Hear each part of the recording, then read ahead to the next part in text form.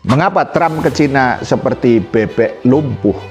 Presiden Cina Xi Jinping menyerukan agar Cina dan Amerika Serikat menjadi mitra, bukan rival. Hal itu diutarakan menjelang pembicaraan penting dengan Presiden Amerika Donald Trump di Beijing, Cina, Kamis 14 Mei.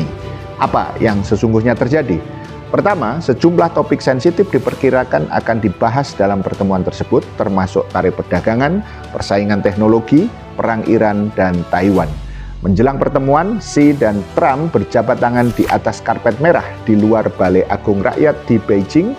Keduanya juga disambut anak-anak yang bersorak serta melakukan inspeksi pasukan. Trump hadir di Beijing bersama sejumlah petinggi perusahaan teknologi termasuk Elon Musk dari Tesla dan Jensen Huang dari Nvidia. Sebelum kedatangannya, Trump mengatakan akan meminta Cina untuk membuka diri bagi industri Amerika Serikat. Kedua, menarik pendapat dari pengamat politik Boy Anugrah dalam tulisannya Diplomasi Bebek Lumpuh Trump ke Beijing, bahwa Trump datang dengan langkah yang terseok-seok ke Beijing setelah mendapatkan tekanan yang luar biasa dari Kongres Amerika yang menuntut pertanggungjawaban atas perang yang dikobarkan di Iran, dana 29 miliar US dollar hasil pajak rakyat Amerika Serikat yang terbakar sia-sia, serta ancaman menipisnya jumlah stok persenjataan Amerika. Pernyataan Trump yang mengiringi lawatannya ke Beijing bahwasannya Amerika Serikat siap menjatuhkan bom nuklir untuk mengakhiri perang di Iran, serta Amerika Serikat tidak butuh Cina untuk melobi Iran adalah pernyataan-pernyataan yang bukan saja bersifat ambivalen, namun secara asertif menjadi penegas bahwa diplomasi yang ia lakukan ke Beijing tidak lebih dari sekedar diplomasi bebek lumpuh.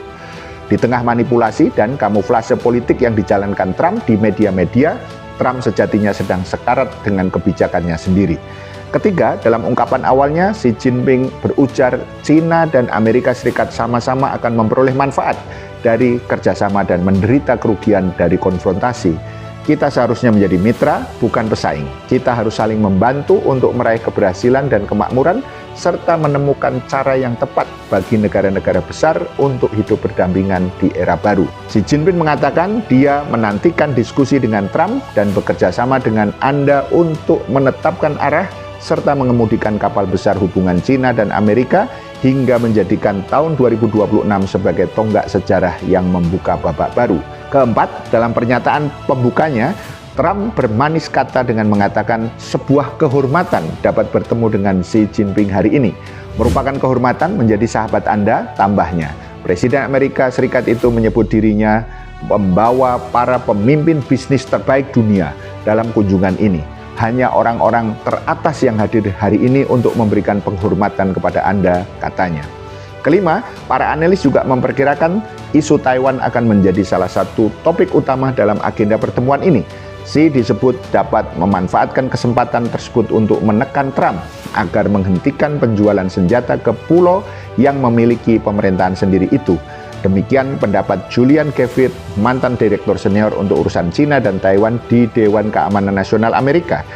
Cina menganggap Taiwan sebagai provinsi yang memisahkan diri dan pada akhirnya akan berada di bawah kendali Beijing, serta tidak menutup kemungkinan penggunaan kekuatan untuk mencapai tujuan tersebut. Sementara di sisi lain, Amerika Serikat menganut kebijakan satu Cina, namun tetap mempertahankan hubungan tidak resmi yang kuat dengan Taiwan, serta memiliki kewajiban hukum untuk menyediakan sarana bagi pulau tersebut untuk membela diri.